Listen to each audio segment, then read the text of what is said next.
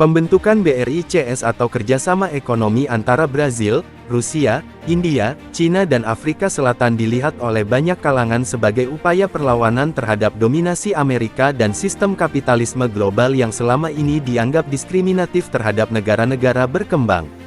Potensi yang dimiliki oleh kelompok ini dianggap memberikan harapan bagi dunia ke depan yang lebih baik dan setara. Namun, berbagai hal juga menjadi tantangan dan keraguan terkait kesanggupan BRICS untuk merealisasikan alternatif terhadap sistem yang ada dan dominan sekarang ini. Tanggal 22-24 Agustus tahun 2023 lalu BRICS mengadakan agenda tahunan di Afrika Selatan. Salah satu agenda penting yang dihasilkan adalah masuknya 6 anggota baru yaitu Argentina, Mesir, Ethiopia, Iran, Arab Saudi, dan Uni Emirat Arab. Organisasi ini terbentuk pada tahun 2006 saat 4 negara yaitu, Brazil, Rusia, India, Cina bertemu di Rusia pada tahun 2006. Kemudian, pada Juni tahun 2009, KTT BRIC pertama kali dihelat di Yekaterinburg, Rusia. Afrika Selatan bergabung menjadi anggota BRIC pada tahun 2010 dan menjadi anggota kelima dari kelompok kerjasama ekonomi ini. BRICS dianggap sebagai kelompok ekonomi yang penting. Sebabnya, dari segi populasi berjumlah 41% dari jumlah penduduk dunia, menguasai 24% GDP dunia dan 16% dari total perdagangan dunia. Cina adalah negara dengan pertumbuhan ekonomi terbesar di dunia setelah Amerika Serikat. Begitupun Rusia, India, Brasil dan Afrika Selatan. Mereka masuk dalam jajaran 50 negara dengan pertumbuhan ekonomi terbesar di dunia. Jika ditambahkan 6 negara yang baru bergabung terakhir maka potensi ekonomi BRICS ini pun akan semakin besar. BRICS ini sejak berdiri dianggap sebagai kompetitor baru terhadap Barat yang menguasai aturan perdagangan dan keuangan global melalui Dana Moneter Internasional dan Organisasi Perdagangan Dunia.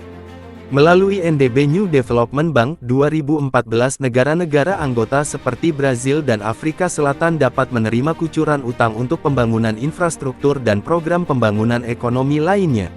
Utang ini diberikan tanpa syarat, juga bertujuan meminimalisasi penggunaan dolar dan mengganti dengan uang lokal, seperti yuan atau rupiah.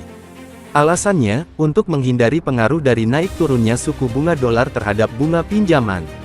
Secara umum misi dari BRICS ini adalah menjunjung tinggi multilateralisme, mendukung reformasi sistem pemerintahan global dan meningkatkan keterwakilan dan suara negara-negara dari negara-negara berkembang. Upaya untuk berbeda dengan institusi keuangan global barat juga tampak di NDB ini. Misalnya, 5 negara anggota berbagi saham sekitar 19% per negara. Ini berarti suara mereka seimbang dalam proses pengambilan keputusan. Berbeda dengan IMF, beda jumlah saham akan otomatis berbeda kekuatan suara voting power dalam pengambilan keputusan. Kerjasama ini dianggap sudah cukup membuahkan hasil. Misalnya, adanya kerjasama vaksin antara negara anggota BRICS yang menyumbang sekitar 60% dari produksi yang meningkat dari tahun ke tahun, juga vaksin global, prediksi pendapatan per kapita minimnya penggunaan dolar dalam transaksi ekspor antar negara anggota dengan hanya 28,7%. Respon publik global terhadap adanya BRICS ini beragam. Sebagian cukup optimis dan antusias dengan langkah-langkah BRICS untuk mengurangi ketergantungan terhadap politik ekonomi Barat. Namun, sebagian lagi pesimis dengan pertimbangan banyaknya perbedaan dari negara-negara anggota baik dari sisi ideologi, sistem pemerintahan dan rendahnya kontribusi BRICS terhadap pertumbuhan ekonomi negara-negara anggota. Sisi kelemahan BRICS. Dari kerangka paradigma kerjasama yang digunakan, BRICS ini masih belum beranjak dari cara pandang liberal kapitalistik yang selalu bertumpu pada pertumbuhan ekonomi melalui privatisasi, investasi asing dan liberalisasi perdagangan. Karena itu berbagai kerjasama yang dilakukan juga tidak membuat pemerataan kesejahteraan terjadi di negara-negara anggota. Di India, misalnya, 10% orang terkaya di India menguasai 80% kekayaan negara, dan kekayaan 16 orang sama dengan kekayaan 600 juta orang. Sebagian besar penduduk masih belum memiliki akses terhadap air bersih, makanan bergizi dan pendidikan yang baik.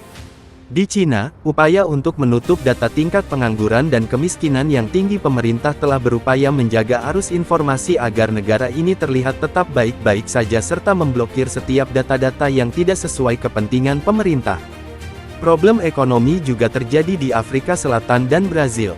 Afrika Selatan dianggap memiliki tingkat pengangguran tertinggi di dunia. Di Brazil, pada tahun 2022, puluhan juta orang yang terancam kelaparan karena kekurangan pangan. Kondisi di Rusia juga kurang lebih sama.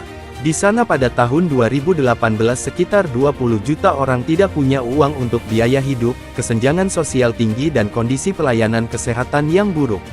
Kondisi pasti semakin buruk di era perang Rusia-Ukraina saat ini. Dalam konteks politik, keberadaan BRICS ini tidak hendak menjadi gerakan anti-Barat.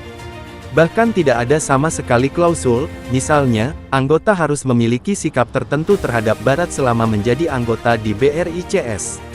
5 negara anggota inti pun masih punya hubungan saling ketergantungan secara ekonomi dengan Barat sampai saat ini. NDB juga masih menggunakan 68% dari pinjamannya dengan menggunakan dolar, mata utang lain seperti mata uang Cina, renminbi 18%, ZAR Afrika, 4%, dan Euro 8%. Kepala Urusan Keuangan NDB sendiri mengatakan bahwa dolar masih menjadi primadona sebab penggunaannya yang masih dominan dalam transaksi global sehingga mudah digunakan. New Development Bank yang dibentuk berpusat di Shanghai ini pun tak berani memberikan dukungan atau penopang keuangan bagi Rusia saat negara ini mendapatkan embargo dari koalisi negara-negara Barat. Dilma Rousseff, pimpinan NDB, sendiri menyampaikan kepatuhan bank ini terhadap keputusan pembatasan modal dan keuangan internasional Barat terhadap Rusia. Ini artinya, BRICS secara politik masih lemah jika berhadapan dengan Barat.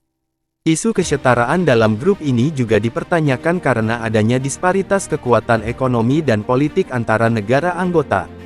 Cina dan Rusia tentu lebih dominan di antara yang lain. Apalagi Cina semakin agresif dengan proyek sabuk dan jalannya Belt and Road Initiatives. Ini akan membuat negara-negara yang bekerja sama dengan Cina akan tunduk secara politik pada negara ini. Keberadaan Cina yang memberikan alternatif gagasan ekonomi politik baru untuk menciptakan pembangunan ekonomi dan pemerataan kesejahteraan di negara-negara lain juga diragukan. Ini karena beberapa negara yang terjebak hutang, debt trap oleh program pembangunan dan infrastruktur akhirnya harus merelakan aset penting negara mereka untuk dikuasai Cina. Contohnya Sri Lanka yang harus merelakan pelabuhan Hambantota selama 99 tahun untuk dikuasai oleh Cina karena tidak dapat membayar utang dengan bunga yang tinggi. Saat Sri Lanka dilanda krisis tahun 2021, China memberikan bantuan dengan bunga 5% lebih tinggi daripada utang dari IMF dengan nilai bunga 2%. Data lain juga menunjukkan bahwa nilai bunga utang Cina terhadap negara-negara di Asia Tenggara lebih besar daripada nilai bunga utang Bank Dunia. Bertambahnya 6 anggota baru dari wilayah Afrika dan Timur Tengah diprediksi akan diikuti oleh puluhan negara lain. Indonesia juga termasuk yang diperkirakan mungkin akan bergabung dalam kerjasama ini. Namun, perbedaan ideologis, kondisi ekonomi yang tidak merata, sistem politik, arah politik luar negeri masing-masing negara yang berbeda dianggap menjadi penghalang dari kerjasama yang lebih luas dan mendalam dari kelompok, misalnya seperti gaya Uni Eropa dengan penyatuan kebijakan ekonomi, keuangan, investasi dan perdagangan.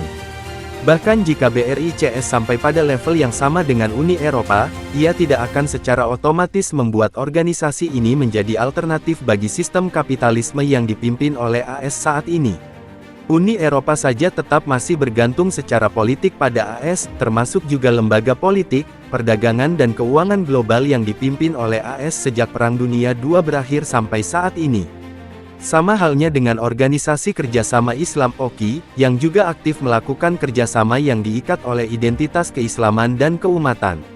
Perbedaan kepentingan politik luar negeri, ketergantungan terhadap politik, keamanan dan ekonomi negara-negara besar membuat OKI menjadi tumpul. OKI pun tidak berdaya menyelesaikan masalah-masalah yang terjadi di dunia Islam. Setelah lebih 1 dekade dibentuk, BRICS tidak memperlihatkan sesuatu yang dapat menjadi alternatif terhadap dunia dalam menghadapi dominasi sistem kapitalisme saat ini. Sebaliknya, BRICS bekerja dalam kerangka melanggengkan sistem kapitalisme, tetapi dengan berusaha membuat jarak dengan institusi kapitalisme dan keuangan barat. Hasilnya pun dapat disaksikan. Negara-negara anggota BRICS tetap tidak bisa lepas dari jeratan utang, kesenjangan sosial, pengangguran dan perekonomian yang rentan krisis dengan fondasi ekonomi yang berasaskan pada sistem yang rapuh. Alhasil, mustahil sistem kapitalisme non-barat akan menjadi alternatif bagi sistem kapitalisme barat. Sebabnya, ia bekerja dengan kerangka yang sama dan dampaknya pun akan selalu sama, yaitu dominasi, eksploitasi dan marginalisasi.